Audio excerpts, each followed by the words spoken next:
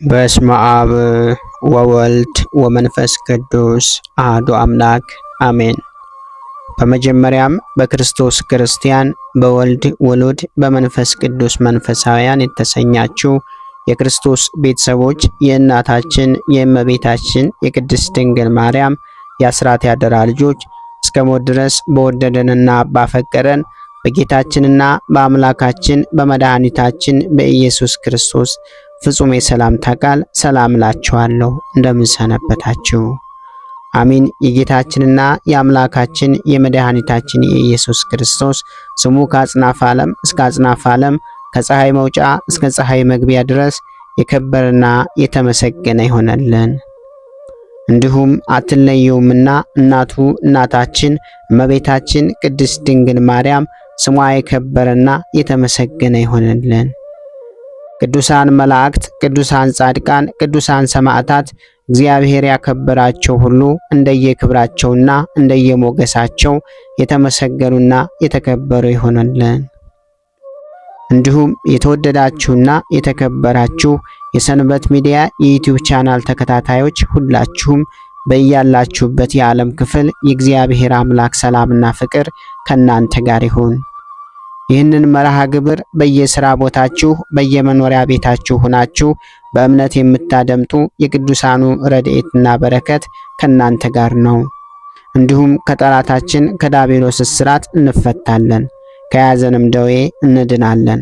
ሁላችሁም የሰንበት ሚዲያ ዩቲዩብ ቻናል ተከታታዮች በሀገር ውስጥም በሀገር ውጭም ያላችሁ ይህንን መንፈሳዊ ቻናል ሁልጊዜ በየዕለቱ ሰብስክራይብ፣ ላይክ፣ ሼር በማድረግ አገልግሎቱን እንድትደግፉና ያላችሁን ሐሳብና አስተያየት በኮመንት ስር እንድታስቀምጡልን እንጠይቃለን። እንዲሁም የየዕለቱን መርሃ ግብሮች ሁልጊዜ በዚህ ቻናል ስለምንለቅ መርሃ ግብሮቹን በቻናላችን በመግባት እንድትከታተሉ ስንል በአክብሮት እንጋብዛለን። በድጋሚ እግዚአብሔር አምላክ ሰላምና ፍቅር ከእናንተ ጋር ይሁን። እንኳን በየካቲት 11 ቀን ታስበውና ተከብረው ለሚውሉ ለቅዱሳን በዓላት የሮሜ ሊቀ ጳጳሳት የከበረ አባት ቅዱስ በላትያኖስ በሰማዕትነት ያረፈበት የዕረፍቱ መታሰቢያ በዓል፣ ተጋዳዩ ባላምበሳው ቅዱስ አውሎክ የዕረፍቱ መታሰቢያ በዓል፣ የአባ ስለዋነስ ረዲ ቅዱስ አባት በትራ የዕረፍቱ መታሰቢያ በዓል በሰላም አደረሳችሁ አደረሰን። በላትያኖስ ሰማዕት። የካቲት 11 በዚች ቀን የሮሜ ሊቀ ጳጳሳት የከበረ አባት በላትያኖስ በሰማዕትነት ሞተ። የቅዱስ ብልህና አዋቂ የሆነ ታላቅ ተጋድሎን የሚጋደል የሮሜ ሀገርም ሊቀ ጵጵስና ተሾሞ በቅዱስ ጴጥሮስ ወንበር ላይ 12 ዓመት በሰላም ኖረ።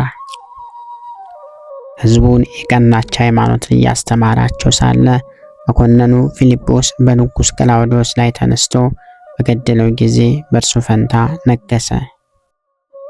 በምዕመናንም ላይ ታላቅ መከራን አመጣ።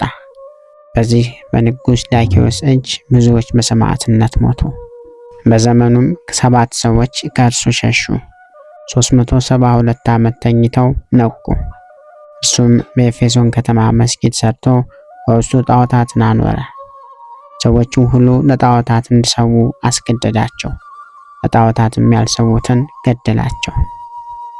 ይህ የከበረ በላትያኖስም የጣዖታትን አምልኮን እንደሚቃወም ሕዝቡም በክብር ባለቤት በክርስቶስ ሃይማኖት ይጸኑ ዘንድ እንደሚያስተምር ንጉሥ በሰማ ጊዜ ወደ ሮሜ አገር ልኮ ወደ ኤፌሶን ከተማ አስመጣውና ለጣዖታት እንዲሰዋ ለመነው።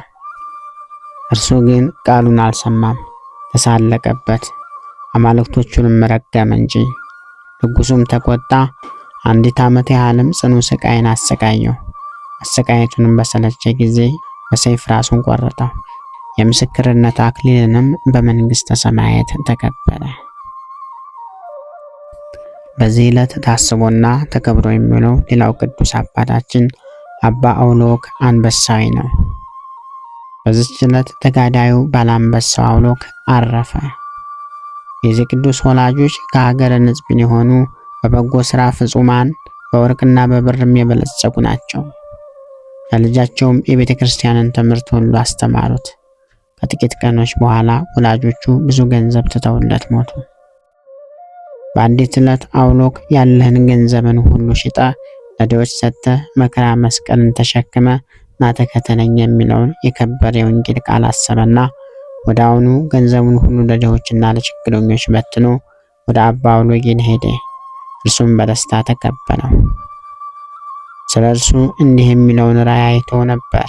እነሆ ወደ አንተ ጎልማሳ ይመጣል፣ ተቀበለውና ከሚያገለግሉ መነኮሳት ጋር ቀላቅለው የሚል። የፈተነውም 3 ዓመት ያህል ኖረ። ፍጹም የሆነ ቅድስናውንም ባየ ጊዜ የምንኩስናን ልብስ የመላእክትን አስኬማ አለበሰው። ከሰንበትም እስከ ሰንበት እየጾመ በብዙ ተጋድሎ ኖረ። ምግቡም እንጀራና ጨው ነበረ። በቀንና በሌሊትም 700 ጊዜ አቡነ ዘበሰማያትን ከስግደት ጋር ይጸልያል። በዚህ ተጋድሎ 40 ዓመት ኖረ። ከዚህ በኋላ ያሰናብተው ዘንድ መምህሩ አባ አውሎጊንን ማለደውና ወደ በረሃ ሄደ። ከአንዲት ታናሽ ዋሻ ውስጥም ገብቶ እየተጋደለ 50 ዓመት ኖረ። ለፍላጎቱም የሚያገለግሉት 2 አንበሶችን እግዚአብሔር ሰጠው። በአንዲትም ዕለት ታመመ። አንበሶቹንም እጠጣ ዘንድ የሞቀ ውሃ እሻለሁ አላቸው። አንዱ አንበሳም ወደ ተራራ ሄዶ እረኛ አግኝቶ ወደ አባ አውሎግ አመጣው።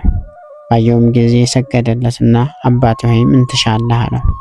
እርሱም የሞቀ ውሃ ታጠጣኝ ዘንድ እሻለሁ አለው። እንዳለውም አደረገለት። ከዚህ በኋላ አንበሳው እረኛው ወደ ቦታው መለሰው። ያም እረኛ ነገሩ ተረከዝ ዓለም ሁሉ መጠኑ የማይሆን ጻድቅ ሰውን አገኘሁ ብሎ ለሰው ሁሉ ተናገረ። በሰሙ ጊዜም ሰዎች ሁሉ ወደ እርሱ ተሰበሰቡ። በሽተኞቹንም ሁሉ አመጡለትና ፈወሳቸው። በዚያ ወራትም መምህሩ አባ አውሎጊን ጣዖት የሚያመልኩ የፋርስ ሰዎችም ወደ ቀናች ሃይማኖት ለመመለስ ወደ ፋርስ ሀገር ሊሄድ ፈለገ። ዳግመኛም ልጁ አውሎግን ከእርሱ ጋር ሊወስደው ወደ እርሱ መልእክተኛ ሊልክ ሽቶ ሳለ መንፈስ ቅዱስ አንበሳውን አስገነዘበውና አጽፉንና ወንጌሉን አንስቶ ተሸከመ። አባ አውሎግንም ጉዞውን አመለከተው። ተነስቶም አንበሳውን ተከትሎ ወደ መምህር አውሎጊን ደረሰ። እርሱም በደስታ ተቀበለው። ሲጓዙም ከጤግሮስ ወንዝ ደረሱ። ውሃውም ተከፍሎላቸው ተሻገሩ። ወደ ሀገሩም ውስጥ በደረሱ ጊዜ አስተማሯቸው። ወደ ቀናች ሃይማኖትም መለሷቸውና በአብ በወልድ በመንፈስ ቅዱስ ስም አጠመቋቸው። በአንዲት ዕለትም ደግሞ ቅዱሳን በተራቡ ጊዜ ምግባቸውን ይፈልጉላቸው ዘንድ አባ አውሎግ አንበሶችን አዘዘ። ሄደውም እንጀራ በአህያ ላይ ጭኖ የሚጓዝ ሽማግሌ ያገኙ። ሕፃንም ከእንጀራው ጋር አለ። አህያውንም ወደ ቅዱሳን አመጡት። ከድንጋጤም የተነሳ ብላቴናው ሞተ። ቅዱሳንም ጸለዩ። ሕፃኑ ድኖ ተነሳ። ቅዱሳንም ተመገቡ። አንበሶችም አህያውን ከእንጀራውና ከሕፃኑ ጋር ወደ ሽማግሌው መለሱት። ከዚህ በኋላ አባ አውሎግ ወደ በዓሉ ተመለሰና ጥቂት ታሞ አረፈ። በታላቅ ክብርም ተቀበረ። እነዚህ አንበሶችም መቃብሩን እየጠበቁ 12 ዓመት ኖሩ። ከዚያ በኋላ ወደ ዱር ገቡ። በዚህ ዕለት ታስቦና ተከብሮ የሚውለው ሌላው ቅዱስ አባታችን አባ በትራ ነው። በዚች ቀን የአባ ስልዋኖስ ረዲ አባ በትራ አረፈ። የቅዱስ በደብረ ሲና ካለች በዓቱ በነበረ ጊዜ ትርምትን ይጠብቅ ነበር። በራትም ጊዜ ለሥጋ የሚሻውን ይመገባል። ፈርኑ በሚባል አገር ኤጲስቆጶስ ባደረጉት ጊዜ ትርምትን በማብዛት ሰውነቱን እጅግ አደከመ። ደቀ መዛሙርቱም አባታችን ሆይ በገዳም በበዓት በነበርክ ጊዜ ትርምትን እንዲህ አላበዛም ነበር አሉት። ይህም አባት እንዳላቸው ያን ጊዜ በገዳም በችግር ውስጥ ነበርኩ። ዛሬ ግን ከብዙዎች መካከል በአንድነት አለው። የምሻውን ሁሉ ብዙ አለኝ። ነገር ግን ሥጋዬን ቀጥቼ ብገዛው ይሻለኛል። እንደም የተጋደለ ኖረ። ከዚህም በኋላ በሰላም አረፈ። እግዚአብሔር ምስጋና ይሁን። እኛንም በከበረ ቅዱሳን ጸሎት ይማረን። በረከታቸውም ከኛ ጋር ትኖር ለዘላለሙ አሜን። ጌታ ሆይ ከብልጽግናቸው ብዛት የተነሳ ብዙ መባን ካገቡት ይልቅ የድሃይቱን አነስተኛ መባ እንደተቀበልክ ለሁል ጊዜ የሚያገለግሉህን አላፍ መላእክት እያሳሰብኩ በችግሬ ጊዜ የማቀርብልህን ምስጋና ተቀበል። እናንተም ቅዱሳን ነቢያት፣ የወንጌል ሰባኪያን ሐዋርያት፣ ሰማዕታትና ጻድቃን፣ ትጉሃን መላእክት፣ ፍጹማን ደናግል እንዲሁም ደጋጎች መነኩሳት ወይ ልጅ አዋቂ ሳይለይ የምንሰበሰብበትን የጉባኤ ቦታ ባርኮ ይህንን መጽሐፍት አዘጋጅቶ ብራና ዳምጦ የጻፈውና ያጻፈውን ከግዕዝ ወደ አማርኛ የተረጎመውን ቃለ ንባቡን በእርጋታ መንፈስና በተመስጦ ሕሊና ያዳመጠ በደለኛን ሁሉ የምታስምር የጌታ እናቱ በማርያም ጸሎት ኢየሱስ ክርስቶስ ሆይ በአንድነት ይማረን። ኢየሱስ ክርስቶስ ሆይ በአንድነት ይማረን። ኢየሱስ ክርስቶስ ሆይ በአንድነት ይማረን። ክብር ምስጋና ይሁን አንድ አምላክ ለሚሆን ለአብ ለወልድ ለመንፈስ ቅዱስ ስም እስከ ዘላለሙ አሜን። ወስብሐት ለእግዚአብሔር ወለወላዲቱ ድንግል ወለመስቀሉ ክቡር። ይቆየን።